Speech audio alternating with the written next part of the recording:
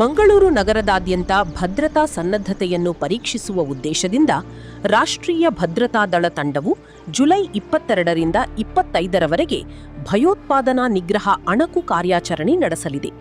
ಈ ಕಾರ್ಯಾಚರಣೆಯು ಭದ್ರತಾ ಸನ್ನದ್ಧತೆಯನ್ನು ಪರೀಕ್ಷಿಸುವ ಉದ್ದೇಶದಿಂದ ಮಾತ್ರ ನಡೆಯಲಿದ್ದು, ಕಾರ್ಯಾಚರಣೆಯ ಅವಧಿಯಲ್ಲಿ ಸಂಚಾರ ನಿಯಂತ್ರಣ ಸೇರಿದಂತೆ ಭದ್ರತಾ ಸಿಬ್ಬಂದಿ ನೀಡುವ ನಿರ್ದೇಶನಗಳನ್ನು ಸಾರ್ವಜನಿಕರು ಕಡ್ಡಾಯವಾಗಿ ಪಾಲಿಸಬೇಕಿದೆ. ಸಾರ್ವಜನಿಕರು ಭದ್ರತಾ ಸಿಬ್ಬಂದಿಯ ಸೂಚನೆಗಳನ್ನು ಪಾಲಿಸಿ ಅಗತ್ಯ ಸಹಕಾರ ನೀಡುವಂತೆ ಹಾಗೂ ಯಾವುದೇ ವದಂತಿಗಳಿಗೆ ಕಿವಿಗೊಡದೆ ಜಿಲ್ಲಾಡಳಿತ ಮತ್ತು ಪೊಲೀಸ್ ಇಲಾಖೆಯೊಂದಿಗೆ ಸಹಕರಿಸುವಂತೆ ಜಿಲ್ಲಾಧಿಕಾರಿ ಕಚೇರಿ ಮನವಿ ಮಾಡಿದೆ.